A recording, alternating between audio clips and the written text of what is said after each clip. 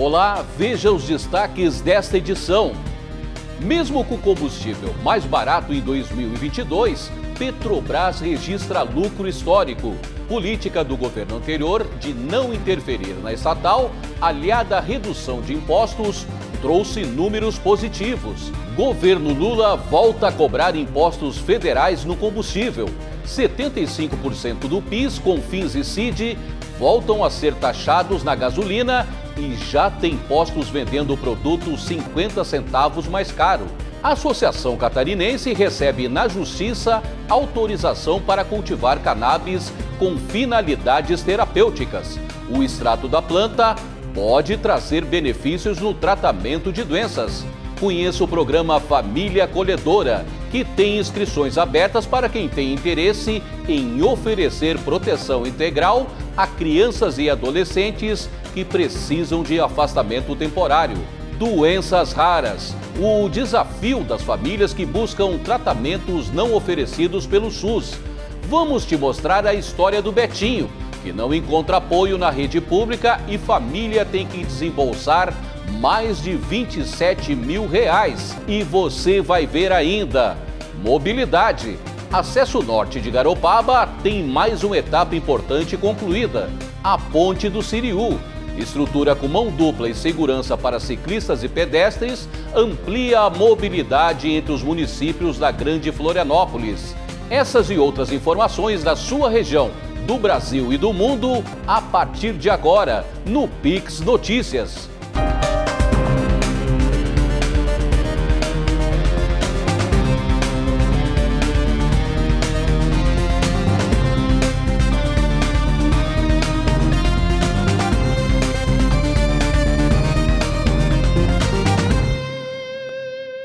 Olá, obrigado pela companhia. A Petrobras divulgou na noite desta quarta-feira o balanço anual e do quarto trimestre de 2022. A estatal reportou o maior lucro da história da empresa e também da Bolsa de Valores brasileira. A falta de interferência na estatal, aliada à redução de impostos, trouxe números positivos.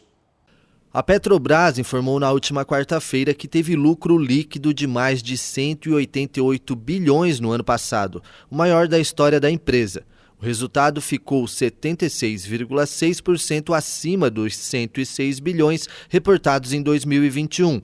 No quarto trimestre de 2022, a estatal lucrou de forma líquida 43 bilhões. Esse valor é 37,6% superior ao registrado na mesma etapa de 2021. A Petrobras também aprovou o pagamento de dividendos no valor de R$ 2,74 por ação.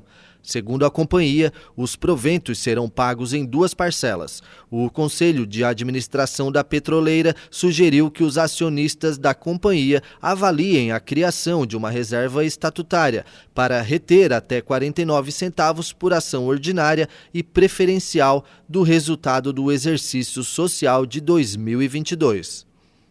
E ainda neste assunto, o Ministério da Fazenda anunciou nesta semana a reoneração dos combustíveis.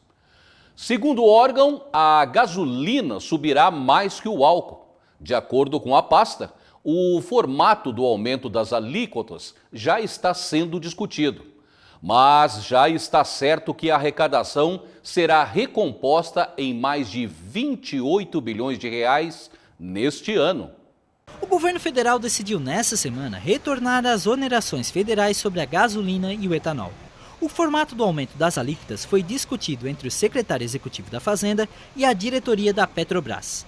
A retomada das cobranças ocorre de maneira parcial e a volta na cobrança dos impostos permitirá a arrecadação de mais de 28 bilhões de reais aos cofres públicos. Com a decisão, PIS, COFINS e CID voltam a ser arrecadados. Refinaria, onde tu pega direto pela Petrobras, a compra da gasolina, onde é feita, ou a importação da gasolina. De qualquer forma, o PIS/COFINS incide sobre a primeira etapa da cadeia de comercialização e é repassado assim até o consumidor final. Então, esse aumento do PIS/COFINS pode significar em torno de centavos até o momento. Sobre a gasolina, pode aumentar o valor sobre o preço do combustível em 70 centavos, aumento, dependendo ali de cada posto varejista. E sobre o etanol vai aumentar em torno até 30 centavos. Mas isso é uma média ainda. Vai ter que ver como o mercado vai se comportar referente a isso. No ano passado, o ex-presidente Jair Bolsonaro zerou as alíquotas dos impostos federais para a gasolina, o etanol, o diesel, o biodiesel, o gás natural e o gás de cozinha. Estados também acompanharam as reduções, no entanto, sem que fossem zerados. No estado de Santa Catarina, por exemplo, o ICMS foi de 25% para 17% em 2022. Em 1º de janeiro, o presidente Lula assinou uma medida provisória que previa a reoneração da gasolina e do etanol a partir de 1º de março e dos demais combustíveis a partir de 2024. Só em janeiro, segundo os cálculos da Receita Federal, o governo deixou de arrecadar mais de 3 bilhões e 750 milhões de reais com a prorrogação da alíquota zero. Começando pelo ICMS, né, que é a maior parte da fatia tributária que incide não somente sobre o combustível, mas como qualquer bem de consumo. O ICMS ele é um imposto estadual, então a arrecadação dele vai para o governo estadual, é feita por meio do governo estadual. E essa é a maior fatia da parte tributária porque a alíquota do ICMS é de 17%. E ela é realmente grande em comparação com o PIS e o COFINS, que o PIS é 0,65% e o COFINS é 3% sobre o valor de venda do produto. Com a retomada da cobrança, o reajuste no valor dos combustíveis deve variar em torno de 47 centavos para a gasolina e 2 centavos para o etanol. Mas, segundo o ministro da Fazenda, Fernando Haddad, a Petrobras reduziu a gasolina em 13 centavos o litro, o que deve resultar em um impacto de 34 centavos para a gasolina nas refinarias. Para o consumidor, isso deve variar de acordo com cada praça. O diesel continua isento dos impostos federais até o fim do ano, conforme previsto na medida provisória editada pelo governo em janeiro. Com o combustível mais caro, o brasileiro deve buscar maneiras de economizar. Piorar a situação, né, de todo mundo, porque todo mundo depende para se locomover, de carro, moto, caminhão, e isso acaba afetando a vida de todos nós, né? Seja no combustível, no alimento, no transporte, a vida de todo mundo vai ser impactada com isso. É um absurdo, né? Não é absurdo, além de absurdo é uma vergonha, que o que a gente já paga não tem cabimento. E eles têm a coragem de cobrar mais ainda do que já é cobrado, como os outros atinge todo mundo, prejudica todo mundo. Não tem cabimento isso aí. O que falta é alguém, como os outros, ver isso aí e se punir pelo povo, né? Que eles só sabem dar canetada e cobrar. E a gente faz o quê? Aceita isso aí, o que eles querem? É um absurdo. Já a Petrobras continua a política de preços, que leva em consideração a tendência do mercado internacional, podendo haver manutenção, redução ou aumento. Tais variações no valor dos combustíveis por parte da estatal são resultado dos cálculos com base nos custos de aquisição e entrega dos combustíveis, incluindo a logística e os impostos, além do preço internacional do petróleo no mundo. Os valores são avaliados pelo menos uma vez no mês. E no comentário político, o jornalista Tiago Pereira irá falar sobre esse assunto. Uma associação de cannabis medicinal de Santa Catarina obteve um feito inédito na região sul. O grupo foi autorizado pela Justiça e poderá cultivar a planta com finalidades terapêuticas. Desmistificar a maconha é um dos trabalhos da Santa Cannabis. A associação, fundada em Florianópolis em 2019, hoje atende cerca de 3.400 pacientes. No último dia 22, foi concedida uma autorização judicial para que o coletivo possa cultivar a cannabis e produzir óleos para tratamento dos associados. Além disso, o grupo também poderá importar sementes da planta e realizar pesquisas com pacientes da entidade. O grupo iniciou o plantio durante a pandemia, quando o medicamento parou de ser importado para o Brasil. A gente mesmo não plantava. Eu tinha medo, né? As pessoas que estavam envolvidas na diretoria tinham medo. Só que, cara, depois que a gente começou a ver o resultado e viu que as pessoas, tinha muita gente com a gente, né? Um monte de paciente junto e não chegando o remédio. Pessoas que importavam, que tinham grana e falou, cara, eu preciso do remédio, por causa da Covid não está chegando. Eu falei, cara, vamos plantar. Vamos plantar. Se a gente plantar, vocês estão com a gente? Estamos juntos. Então, quando você vê essa força do paciente falando, nós estamos juntos, se der problema, nós vamos todo mundo para frente da delegacia, você fala, cara, então vamos embora. Vamos embora. E foi o que a gente fez, né? Juntou essas pessoas que começaram com o trabalho, né, os parceiros iniciais, e daí para frente a gente viu que tinha muita gente doente. E muita gente que não doente sem condição de acessar o remédio. E pessoas de causas muito fortes, assim, que não tem como você dizer não. O presidente conta que o caminho percorrido até a sentença da justiça foi árduo. A decisão histórica abre precedente para que o trabalho de outras associações também possa ser legalizado. Nesses últimos 4 anos, um pouco antes de sair, a gente teve algumas dores que eu quase desisti. Primeiro a gente teve que ir no DENARC em São Paulo explicar o nosso curso que ensina as pessoas a plantarem e fazer o seu remédio em casa. Esse certificado ele serve como para o juiz se basear e dar a autorização para uma pessoa plantar em casa e fazer seu próprio remédio. Ele tem que provar que sabe plantar e extrair. Pô, a gente teve que ir para o DENARC em São Paulo, que é um lugar de bandido, né? E foi muito difícil, né, ter que passar por esse momento. No dia 23 de dezembro entraram no nosso cultivo, a polícia denunciaram e a polícia entrou e levou 700 pés e levou 3 pessoas colaboradoras presas, que só saíram no dia 25. Putz, eu já tava assim, eu falei, cara, são 4 anos já, poxa, será que não vai vir, não vai vir? E aí no dia que vem, numa sexta-feira de carnaval, aí na verdade eu não sabia, eu falei, cara, eu vou comemorar 5 dias agora, porque é uma vitória nossa, mas não é uma vitória só nossa, é uma vitória do Brasil, né? Porque essa ação é uma sentença, não é uma liminar como algumas associações já têm, é uma sentença. Marcos foi o segundo paciente da associação. Um acidente de moto em 2018 o deixou tetraplégico. Ele passou por 10 cirurgias e a alta carga de medicamentos sobrecarregava o fígado, além de causarem outros efeitos colaterais. Ele é usuário do óleo da cannabis desde 2019 e garante que não há melhor remédio. Entrei em contato com a Santa Cannabis, falei diretamente com o Pedrão, eu lembro do Messenger, enchi o saco dele, ele disse, eu não posso fazer nada sem receita, cara. Tens que arrumar receita, eu te entendo, eu sei do teu problema, eu já vi tudo que tu tá dizendo, sou teu parceiro, sou teu amigo, mas me arruma a receita, pô. Eu digo, tá certo? Tá certo. Aí eu, fui atrás, aí vai conseguir a receita como? Com todo aquele preconceito, toda aquela loucura. A partir daquele momento comecei a receber o óleo de graça ainda.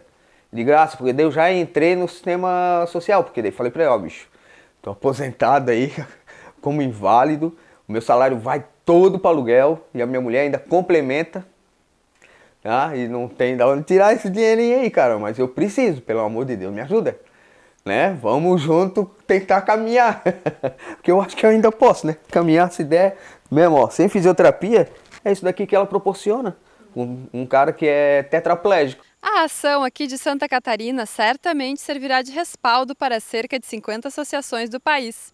É uma luz no fim do túnel para aqueles que já tentaram a medicina tradicional e só encontraram nessa alternativa a solução para uma dor que parecia incurável. Até pra gente, né, que começou o trabalho, a gente fica impactado. Porque, cara, a gente trata a maconha como se fosse uma coisa muito ruim.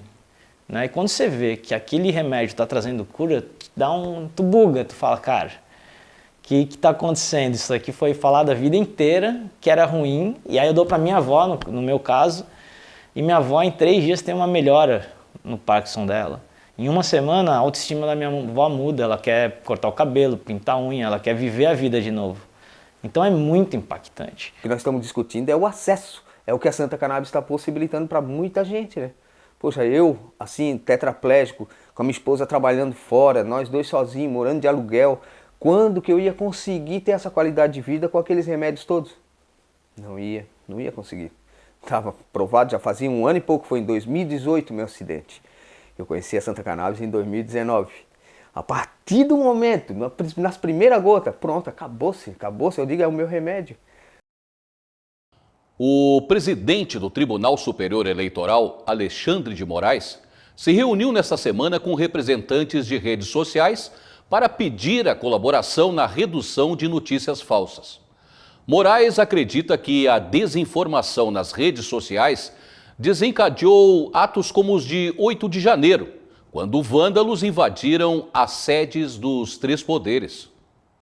O Tribunal Superior Eleitoral anunciou a criação de um grupo de trabalho com plataformas digitais para a elaboração de propostas a serem enviadas ao Congresso Nacional, onde se discute um projeto de lei para regulamentar o controle da desinformação na internet. A iniciativa parlamentar é conhecida entre os congressistas como o PL das Fake News.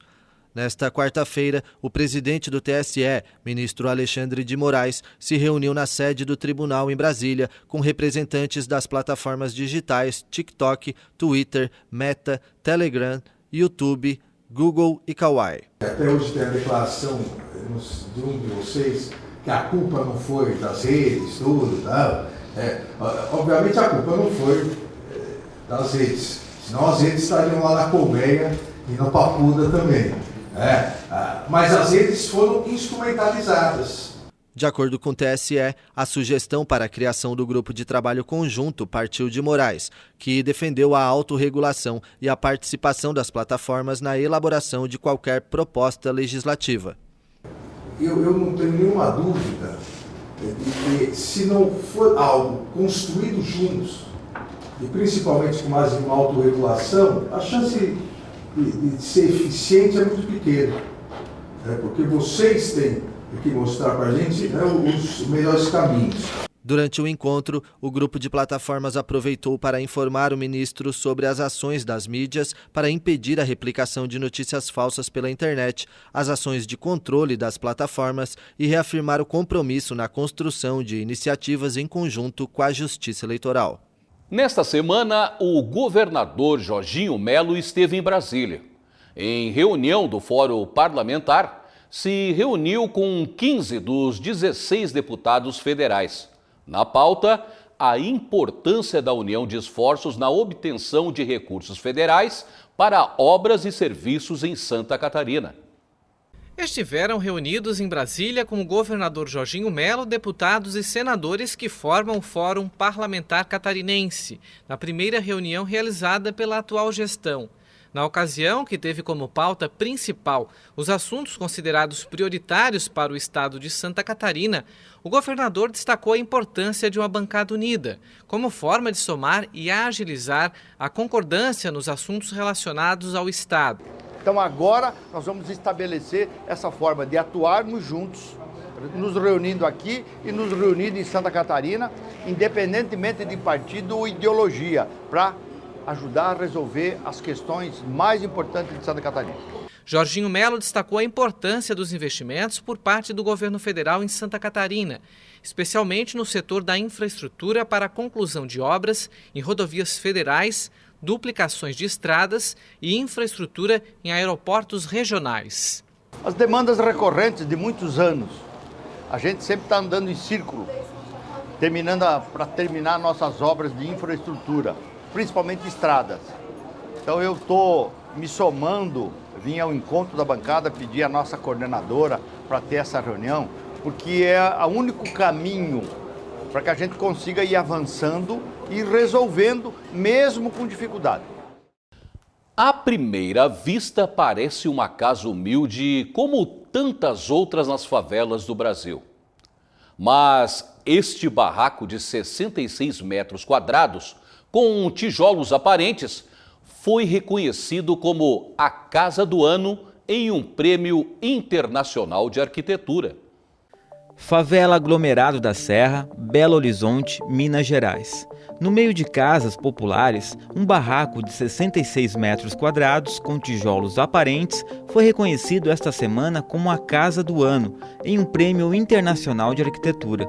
O imóvel pertence a Cadu dos Anjos, um artista de 32 anos, fundador de um centro cultural na mesma comunidade. Eu sinto muito orgulho da minha casa ter ganhado esse prêmio, porque as notícias que toda a mídia global costumam tratar de lugares e pessoas da onde a gente vem, que é a periferia, são notícias sensacionalistas, que às vezes vai estar falando de tiro, de porrada, de bomba, de polícia, de barraco caindo, e aqui hoje a gente está mostrando o contrário, é um barraco subindo e subindo para o topo do mundo. A construção tem 2 andares, é bem ventilada e tem bastante iluminação natural, com janelas de batentes horizontais e uma grande varanda. construída num terreno que Cadu comprou em 2017. O projeto foi elaborado pelo coletivo de arquitetos Levante, que oferece serviços de forma voluntária ou a preços mais baratos para obras nas favelas. Eu gosto de dizer que essa casa ela foi concebida como uma casa que se parece muito com as casas da favela, né? Com as casas que estão aqui em volta mesmo. No entanto, ela é diferente. Por um lado, ela usa os mesmos materiais, os sistemas construtivos também, que são recorrentes, mas ela tem uma série de cuidados, uma série de soluções que tem a ver com aspectos que são fundamentais, né? Assim, desde a segurança, né, da estabilidade da obra, passando por questões ambientais, de conforto ambiental, de ventilação, de iluminação naturais. A obra custou R$150 mil e levou 8 meses para ficar pronto. O orgulho do projeto é tanto que Cadu tatuou na pele o seu barraco e agora leva a casa com ele onde quer que vá. Aqui também aqui já tá de tijolo, o desenho dele era tipo um parapeito. A chegada ao mercado do alho argentino está preocupando os produtores catarinenses, que enfrentam um grande prejuízo pela dificuldade de colocar a safra do produto no mercado brasileiro. Santa Catarina é considerada o berço nacional da cultura do alho, que começou na região de Curitibanos, no Planalto Serrano, e fez com que o estado seguisse até hoje como uma referência em produção e pesquisa nessa área. Com uma produção anual de cerca de 15 mil toneladas, Santa Catarina é atualmente o terceiro maior produtor de alho do país, respondendo por 11% da produção nacional, atrás apenas de Minas Gerais e Goiás. Mas a chegada ao mercado do alho argentino, em quantidades maiores até que o alho chinês, está preocupando os produtores. O deputado Fabiano da Luz informou na tribuna do Parlamento que falou sobre o assunto com o secretário de Estado da Agricultura. Ocorre que o alho argentino entrou a granel, entrou em uma quantidade muito grande e ocupou o mercado catarinense.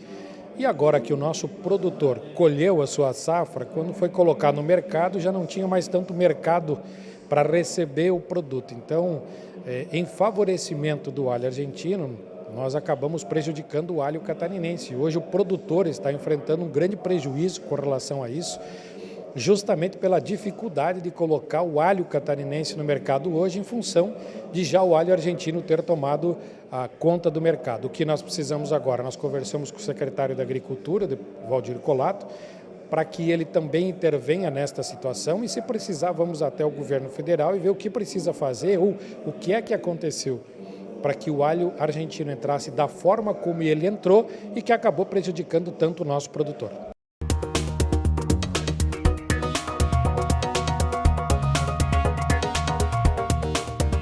A Organização Mundial da Saúde alerta para a transmissão do vírus Marburg. Mesmo sendo considerado de baixa transmissão epidemiológica mundial, o vírus pertence à mesma família do Ebola e não há vacinas disponíveis contra a doença. O vírus de Marburg, ou vírus de Marburgo, é o agente causador da febre hemorrágica de Marburg, que teve epidemias conhecidas entre 1967 e depois novos surtos na Guiné Equatorial. Tanto a doença quanto o vírus estão relacionados com Ebola e têm origem na África Central. Segundo a Organização Mundial de Saúde, o risco de transmissão epidemiológico mundial é classificado como baixo. O primeiro surto da doença foi confirmado na África Central. O avanço do vírus preocupa, já que a letalidade chega a 88% dos casos. A transmissão é feita pelo contato entre humanos e morcegos que se alimentam de frutas. Já a disseminação ocorre pela troca de fluidos corporais, superfícies e materiais contaminados. Além dos sintomas característicos da doença, os casos mais graves podem evoluir entre 5 e 7 dias. A OMS destaca que não há vacina e o tratamento contra a doença é paliativo. Em eleição nesta sexta-feira, o prefeito de Paulo Lopes, Nadir Rodrigues, foi eleito presidente da Granfpolis, a maior associação do estado com mais de 1 milhão de habitantes. Durante o discurso, ele deixou claro que será um novo desafio e que precisará de apoio e da ajuda de todos os municípios que fazem parte da entidade. E veja a seguir, Programa Família Acolhedora tem inscrições abertas até o dia 8 deste mês. Grupos de idosos voltam a se encontrar e nossa equipe acompanhou os inícios das atividades da Associação Abraço Fraterno. Doenças raras. Reportagem especial mostra os desafios das famílias que buscam tratamentos caros que não são cobertos pelo SUS. E tem os detalhes na inauguração da Ponte do Siriú, um importante incremento na mobilidade da região da Grande Florianópolis. É depois do intervalo. Nós já voltamos em instantes.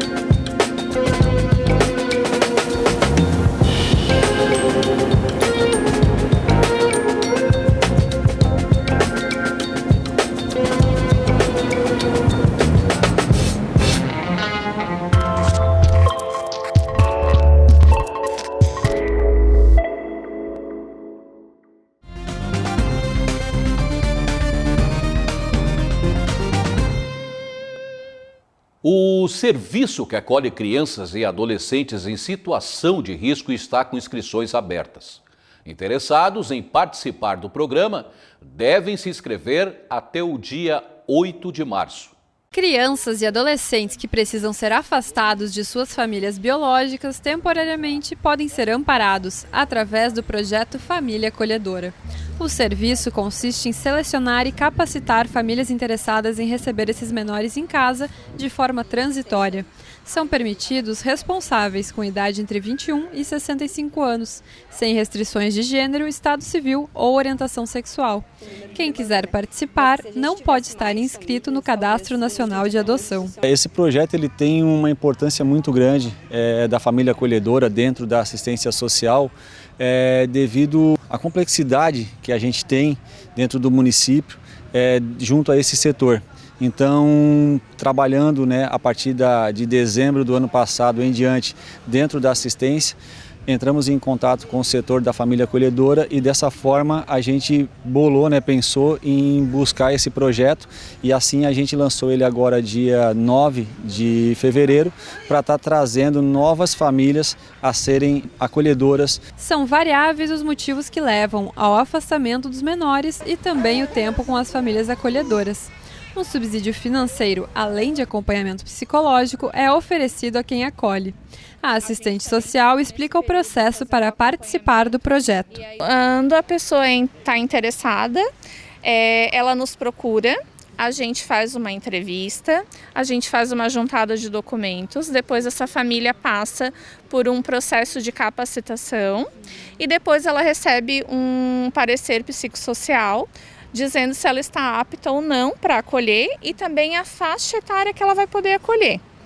Porque às vezes a pessoa, eu já sou idosa, não tenho mais condições físicas de estar acolhendo um bebê, mas eu tenho condição de acolher uma criança de 12 até um adolescente de 17 anos na minha casa, né? Ou vice-versa, a pessoa tem mais aptidão para cuidar de um bebê.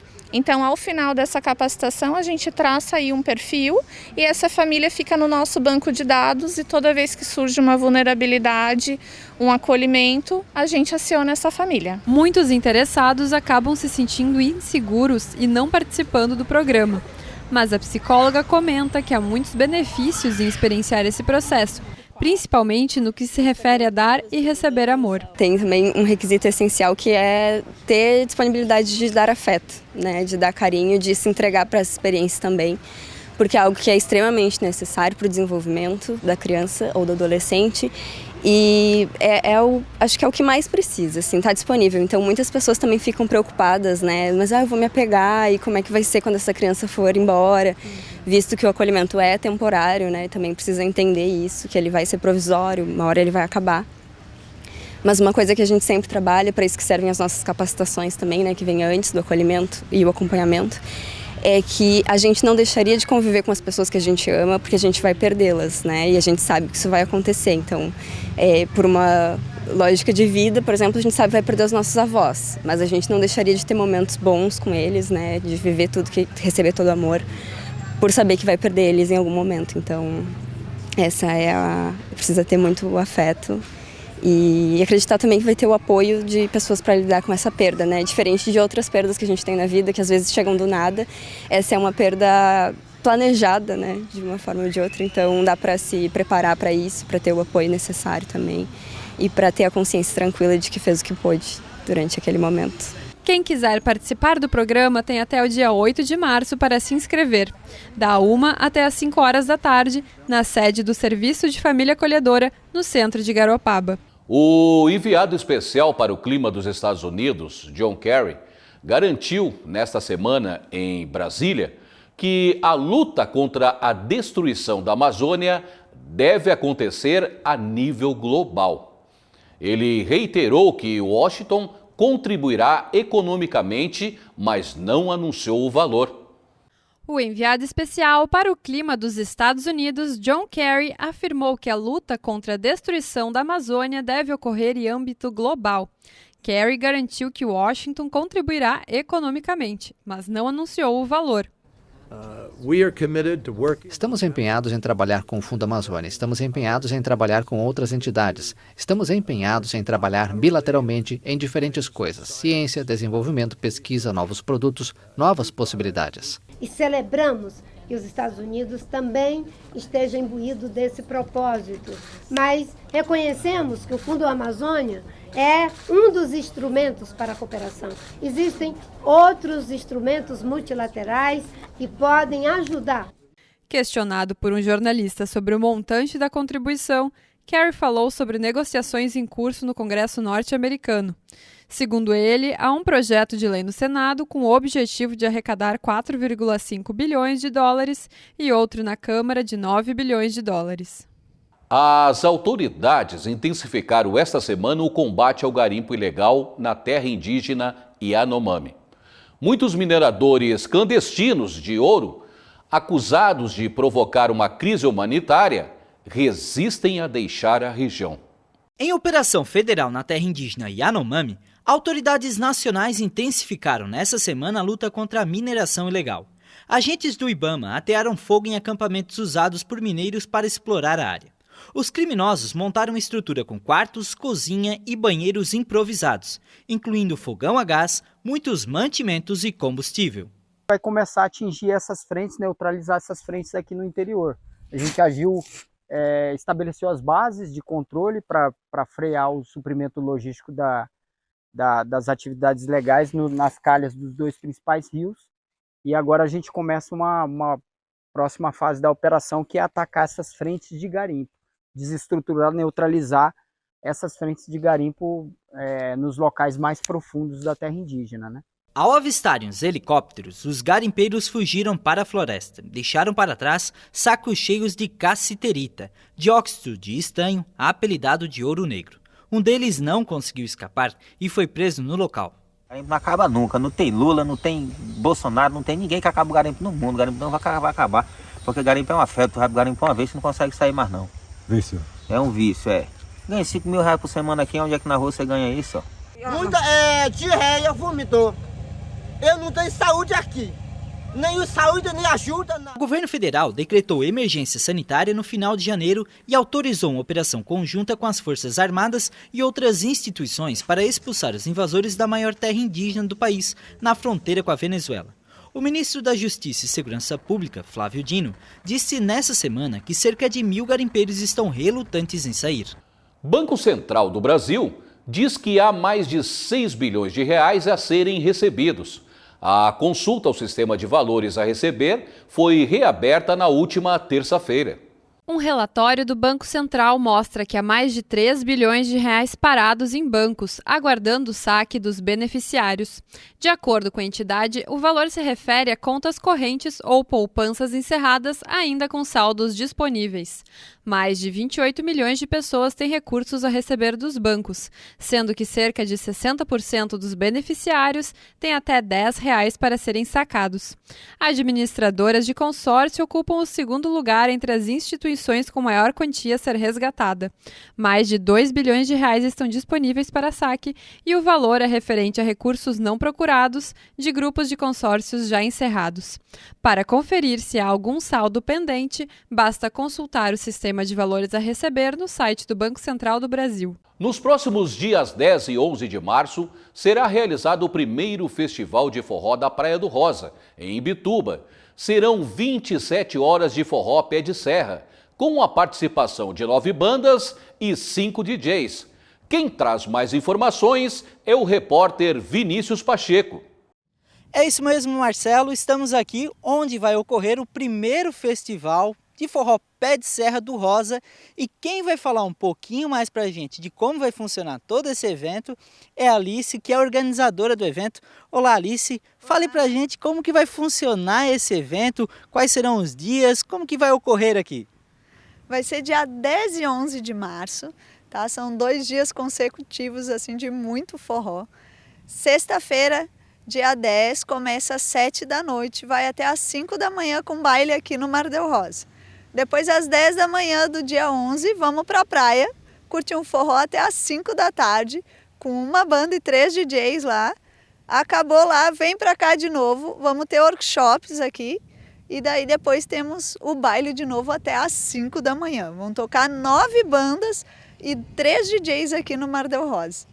Gostaria que você falasse, você falou que a gente vai ter algumas aulas também, então quer dizer que até para aquelas pessoas que não sabem dançar o forró pé de serra, consegue também? Claro, já dá para se preparar antes. Na sexta-feira começa às 4 da tarde nossos workshops E no sábado começam às 3 da tarde os workshops. Então dá para fugir um pouquinho do forró da praia, vir dar uma treinada para o baile à noite. Agora, Alice, me fala uma coisa. Eu, por exemplo, eu não sei dançar nada. Mas aí eu fiquei na dúvida, o que é esse forró pé de serra? Tem alguma diferença dele? Esse forró, por acaso, veio da nossa serra aqui? De onde que veio esse forró? O forró pé de serra veio lá do Nordeste, né? O forró raiz. O forró raiz, ele é baseado nos instrumentos da zabumba, o triângulo e a sanfona, né? E aquele arrastadinho 2 e 2, que daí o pessoal incrementa, né? Com girinhos, com pisadas. Hoje tem o forró roots, que está muito em alta assim nos festivais, que é um festival que mistura, que é um forró que mistura muito a gafieira, né, muito pé. Então tem vários estilos de dança. O mais fácil de aprender a dançar é o forró universitário. Mas os nossos professores aqui vão estar capacitados para botar todo mundo a bailar. É isso aí, muito obrigado, Alice. Então, Marcelo, fica aí o convite para você trazer sua esposa aqui, como ela falou, fazer aquele forrozinho coladinho, né, Marcelo? São 9 bandas, então, que vão estar aí nesses 2 dias de evento. Fico por aqui, Vinícius Pacheco para o Pix Notícias. Obrigado, Vinícius. Um grupo de idosos de Garopaba iniciou as atividades do ano de 2023. Os integrantes da Associação Abraço Fraterno, fundada em 1997, garantem que participar da entidade é uma experiência muito gratificante. É uma experiência para mim, muito gratificante, né? Eu trabalho com eles já desde 1997, fui o fundador dessa associação e trabalho porque eu sempre digo para eles que eles preenchem aquela lacuna de eu não ter mais meus pais. Então, eu faço isso para eles com coração, com amor. Eu queria que meus pais estivessem aqui junto comigo para que eu pudesse também trabalhar com eles nessa forma. Quando meus pais estavam aqui junto comigo, eu não tive a oportunidade de trabalhar, de fazer uma associação para trabalhar com eles.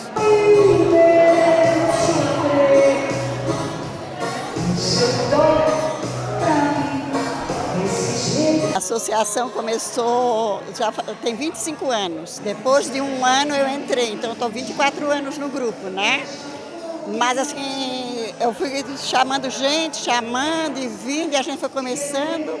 E no fim resultou em muita gente. Hoje tem pouco, né? Primeiro dia, mas o movimento é bem grande aqui, às sexta-feira. Mas eu gosto muito, adoro elas, tenho elas como as minhas filhas.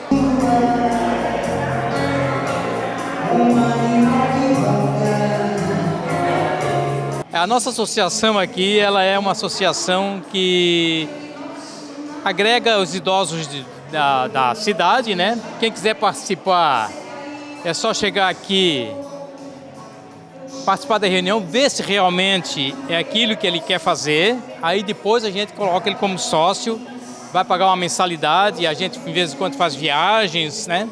Aí o grupo paga um pouco, a pessoa paga outro pouco. A mensalidade é R$20 para despesas espontâneas, assim, que a gente faz, né? Então nós estamos aqui, é só chegar aqui na hora que a gente recebe com muito prazer.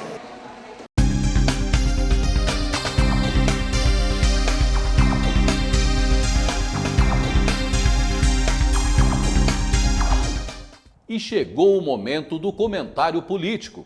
Já está aqui comigo o jornalista Tiago Pereira. Como mostramos há pouco na reportagem, o governo Lula optou em retomar a cobrança parcial dos impostos sobre os combustíveis. Parece que a forma como a reoneração foi realizada deixou especialistas e o mercado preocupados, Tiago. Deixou sim. É que junto com a volta do imposto, a Petrobras anunciou redução nas refinarias, uma coincidência que pode trazer problemas no futuro. Olá para você, Marcelo, e para toda a nossa audiência qualificada aqui da Pix TV. Após alguns meses de tranquilidade com redução de impostos e o preço do combustível considerável, porque ainda acho que o valor não era o justo, agora o brasileiro volta a se preocupar, pois vem aumento na bomba. Isso quer dizer que o orçamento das famílias vai apertar ainda mais. No último dia, no fim do prazo, o governo do PT decidiu reonerar os combustíveis de forma parcial. voltando, portanto, a cobrar PIS, COFINS e CID, impostos federais. O que estava zerado por decisão do governo Jair Bolsonaro agora volta com 75% sobre a gasolina e 21% desse imposto total sobre o etanol. Com essa medida, o governo planeja arrecadar quase 29 bilhões de reais. É muita grana, né? O diesel teve a desoneração, portanto, prorrogada até dezembro deste ano. A demora na tomada de decisão fez com que as refinarias faturassem com 100% dos impostos na madrugada do dia 1º de março. Portanto, os preços ficaram altos nos postos já nesse dia.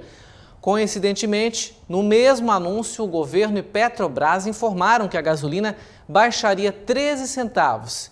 E é aí que mora o problema. Não estou apontando que isso foi ruim, pelo menos não agora. É que os economistas e analistas do mercado estão preocupados. É que essa decisão, junto à redução de impostos com a redução do preço da gasolina, parece interferência do governo na política de preços da estatal. Apesar do governo negar, Gleisi Hoffmann, a presidente do PT, tuitou dizendo que, abre aspas, o presidente Lula teve sensibilidade para diminuir o impacto da reoneração de combustíveis no bolso do consumidor, com redução de alíquotas dos impostos e do preço na refinaria. Portanto, fica claro o indício de interferência. Ela também critica o maior lucro da história da estatal, como a gente mostrou agora há pouco na reportagem, mais de 188 bilhões de reais, mesmo com o brasileiro pagando mais barato no combustível. Só que ela desinforma ao não trazer aos brasileiros que em 2016, quando a Dilma governava, a companhia teve um prejuízo de mais de 100 bilhões de reais frente à política de interferência. Eles forçavam que as refinarias vendessem mais barato do que gastavam para produzir. Para se ter uma ideia, o rombo foi maior do que os devidos descobertos, portanto, os desvios aí que foram descobertos na Operação Lava Jato, que foi a maior de corrupção aqui no país. E a conta, obviamente, a gente já sabe, quem paga é o pagador de impostos, nós que pagamos todas aquelas mordomias lá de Brasília. Essa política de preço internacional que eles tanto criticam foi criada pelo governo Temer, que eles chamam de golpista. A medida foi necessária porque não somos autossuficientes no refino e os custos de importação são em dólar. A solução seria a construção de novas refinarias aqui no país. Mas quem irá investir em um país onde, a qualquer momento, o governo possa forçar a redução de preços com valores abaixo do lucro? Ninguém, não é mesmo? E ainda, Tiago, sobre interferência do governo, a presidente do PT disse, em entrevista ao jornalista Guilherme Amado, do Metrópolis, que o presidente do Banco Central, Roberto Campos Neto, deveria pedir para sair do cargo. Pois é, um pedido no mínimo inusitado. Para não dizer aí outra palavra, outra coisa, né? A Gleisi chega a dizer que o atual presidente do Banco Central não tem nada a ver com esse projeto que ganhou nas urnas. Aí está mais um exemplo que o governo Lula quer desfazer tudo que os antecessores fizeram, já que a autonomia no Banco Central foi sancionada por Jair Bolsonaro lá em 2021. Agora, como não podem destituir Campos Neto do cargo, querem ventilar na imprensa uma espécie de caça às bruxas que todos os problemas econômicos atuais do Brasil são culpa do atual presidente do BC. Sem trazer dados, apenas criticando a taxa de juros, afirmam que é preciso alguém que se alinhe com o atual governo. Na verdade, o que eles querem dizer é que façam o que o chefe do executivo mandar, neste caso o Lula. Aqui é bom também lembrarmos que o Banco Central, criado lá em 1964, é uma instituição autônoma. Foi na época da ditadura militar, que a esquerda tanto critica, né, que o banco foi utilizado para fins políticos e não é possível que agora a instituição volte para essa situação. O Brasil não quer isso. O fato é que o atual governo não está contente com a gestão do Banco Central, assim como muitos brasileiros também não estão contentes com a atual gestão do país, ou de um certo ministério ou de outro. E isso não dá direito de, em tapetão, a gente destituir as pessoas dos cargos. É preciso dados consistentes para remover as pessoas de cada função. E no Banco Central, pelo menos até o momento, não se tem nada que desabone. Além do mais, o governo ameniza as críticas. Esse papel fica para a presidente do PT, que é deputada federal e parece ter status de ministra. Além disso, a Gleisi também não poupa críticas ao Fernando Haddad. Ela deixa claro, o ministro da Fazenda, que é do mesmo partido, mas eles têm diferenças. Nos bastidores falam da interferência no salário mínimo, falam que ela interferiu na questão dos combustíveis também e agora nessa questão do Banco Central, que ficou bem claro nessa entrevista que ela deu ao Metrópolis. Inclusive, aquela ideia de levar o Campos Neto lá para prestar esclarecimento no Congresso Nacional não morreu. Muitos petistas defendem ainda essa ideia, é uma sabatina, né? E essa pressão de muitos petistas é, na verdade, para criar um desgaste. Em apenas 2 meses de governo, já muita confusão. Não sei se ele aguentará, o Campos Neto aguentará até o fim do mandato, que se encerra somente lá no final, né? Portanto, no final do ano que vem, 2024. E sobre a ajuda do governo federal aos atingidos pelas chuvas em São Paulo, parece que está repercutindo ainda. Uns falam em 2 milhões de ajuda, outros em 60 e tem gente falando em até 120 milhões. Qual o número está correto, Tiago? É bem confuso isso, né? E até o momento os dados mais coerentes são os verdadeiros. Aqueles onde se comprova que o dinheiro foi enviado realmente, né? Quando falta transparência, se dá espaço para confusão. Aliás, para algumas finalidades, quanto mais confusão, melhor, né? E como noticiamos aqui na semana passada, o presidente Lula havia sim anunciado o envio de 2 milhões de reais para as cidades atingidas pelas chuvas lá no litoral norte de São Paulo. Agora a militância vem nas redes, junto com as agências de checagem, dizer que ao noticiarmos isso, nós estamos desinformando a população. Vejam só que absurdo. Vamos então aos fatos. Sim, no primeiro momento, o governo federal anunciou que iria enviar 2 milhões de reais. O valor, claro, irrisório frente ao tamanho da tragédia, pegou mal e logo o governo decidiu aumentar os repasses, anunciando 7 milhões de reais. Informação da Agência Brasil, que é pública e financiada pelo próprio governo federal.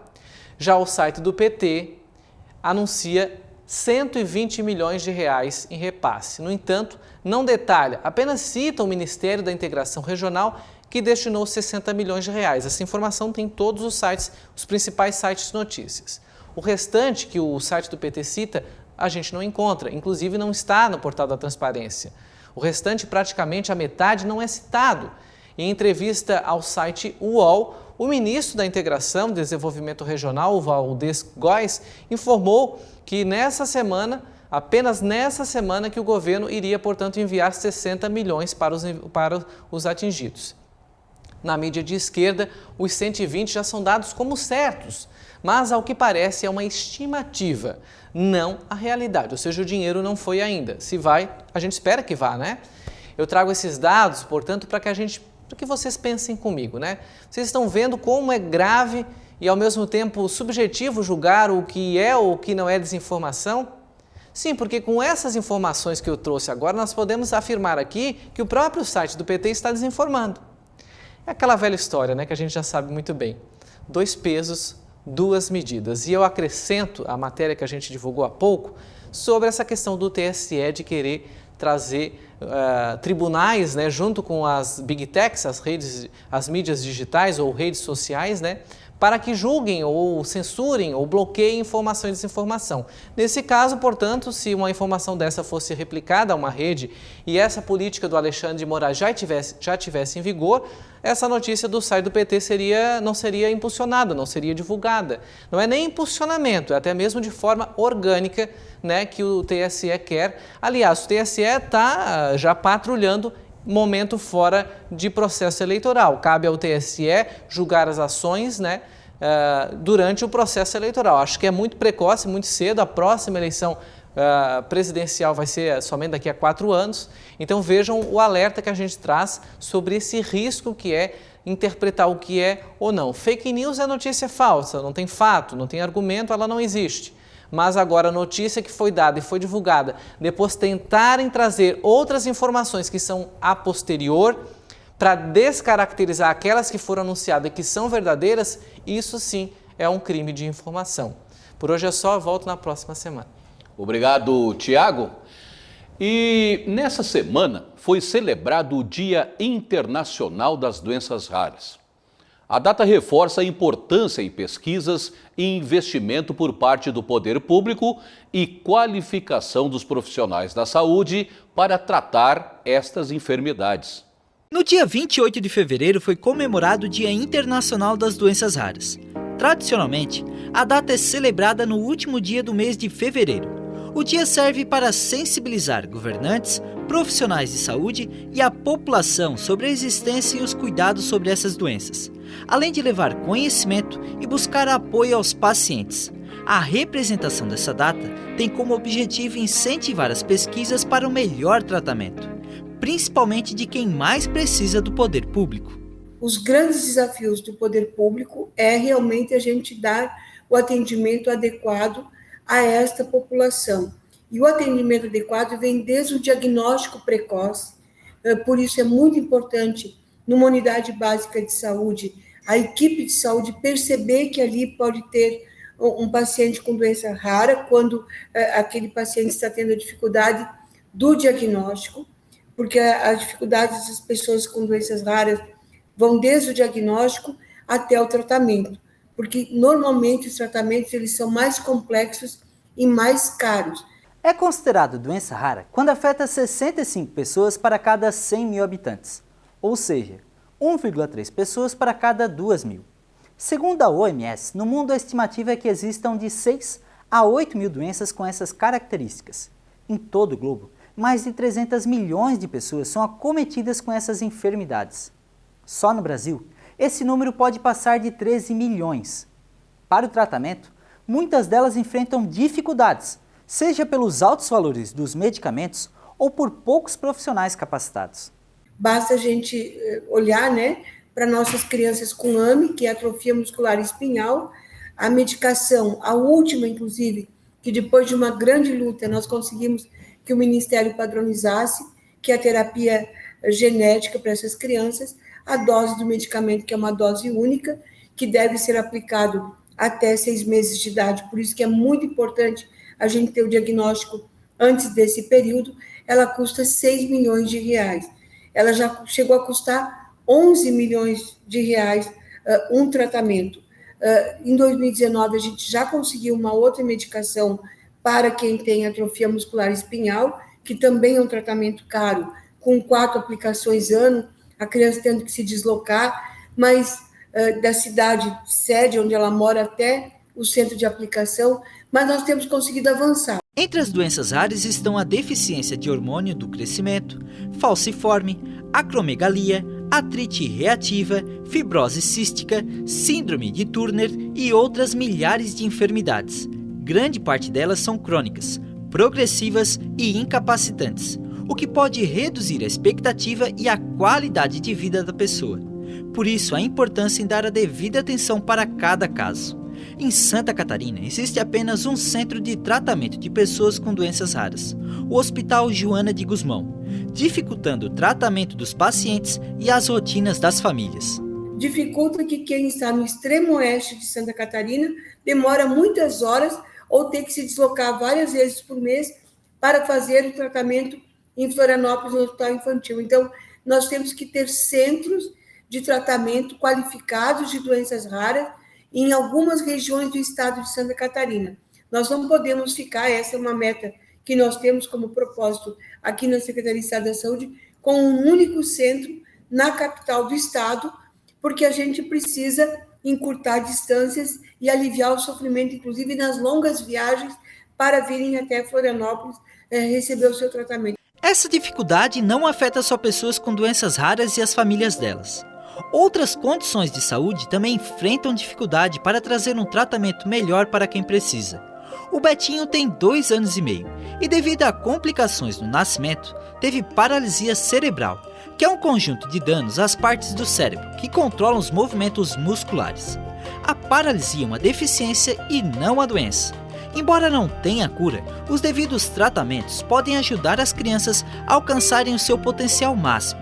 Mas para ter esse tratamento especializado, Lucas e Rose tiveram que unir forças e muito dinheiro, mais especificamente R$27 mil por mês, para que o filho tenha as melhores condições de ter um tratamento qualificado para o problema físico.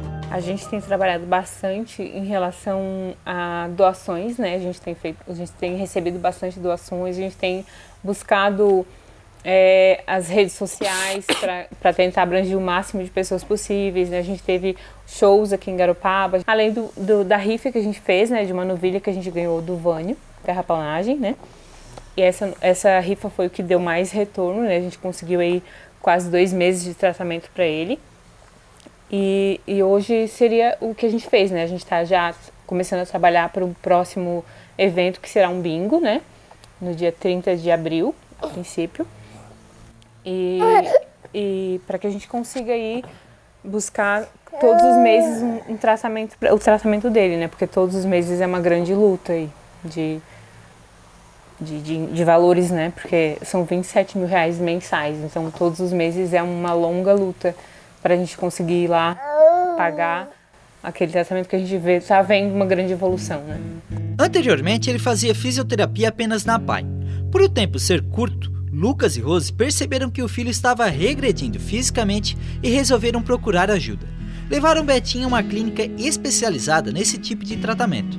Lá encontraram tudo aquilo que eles não tinham acesso pelo SUS. Além de ter as especialidades necessárias, o espaço conta com equipamentos avançados para o tratamento.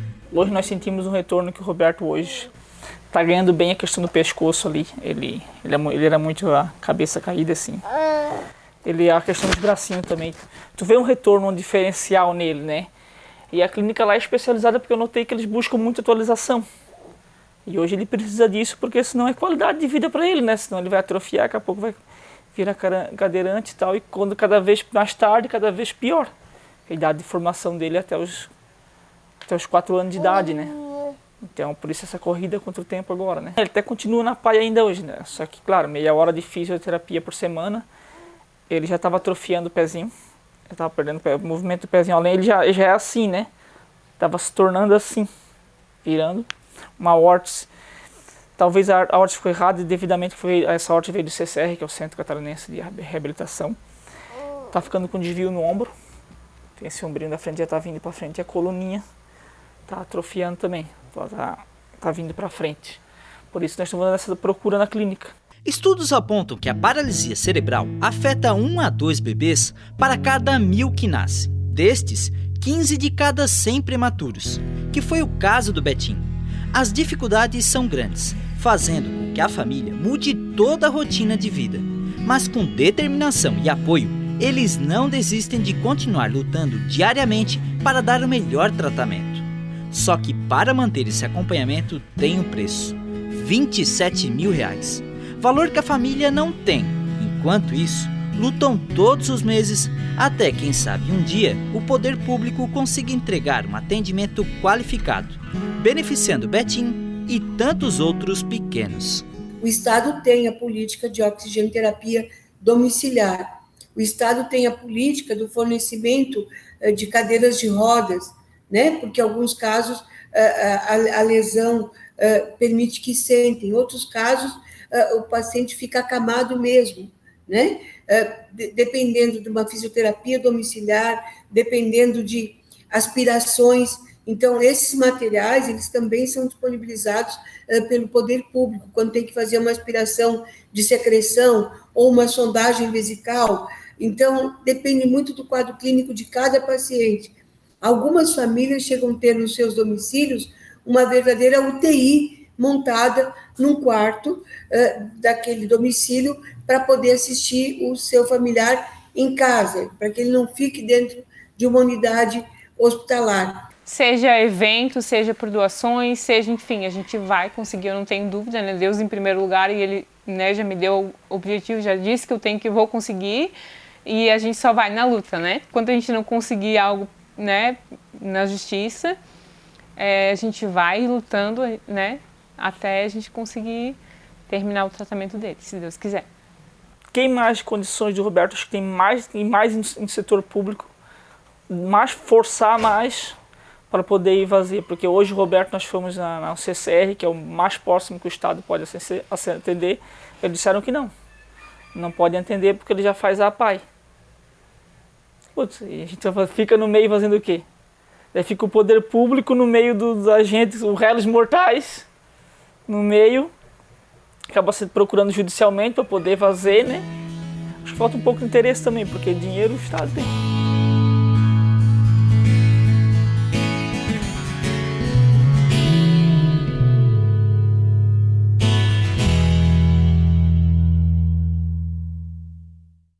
E mais uma etapa do acesso norte de Garopaba foi concluída hoje. A ponte do Siriú foi entregue à população. A estrutura, que dará mais segurança aos usuários, é um incremento importante na mobilidade da Grande Florianópolis.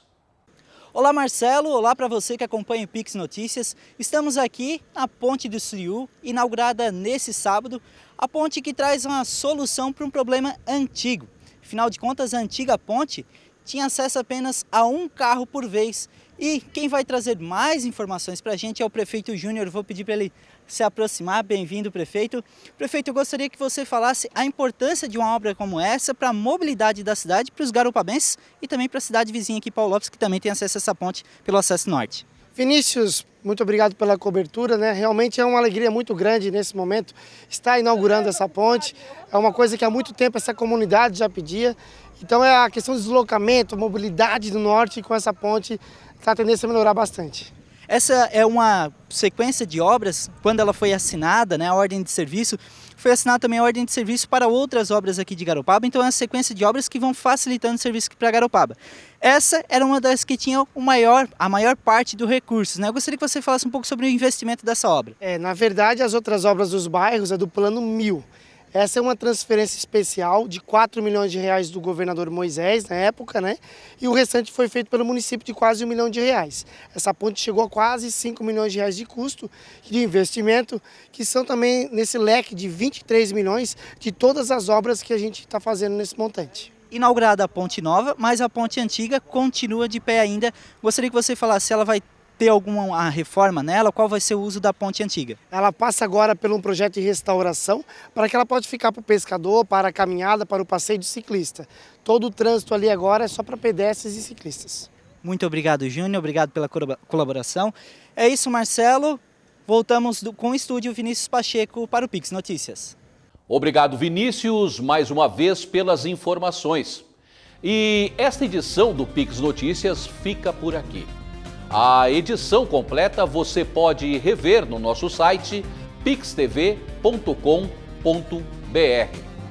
Obrigado pela companhia e até a nossa próxima edição.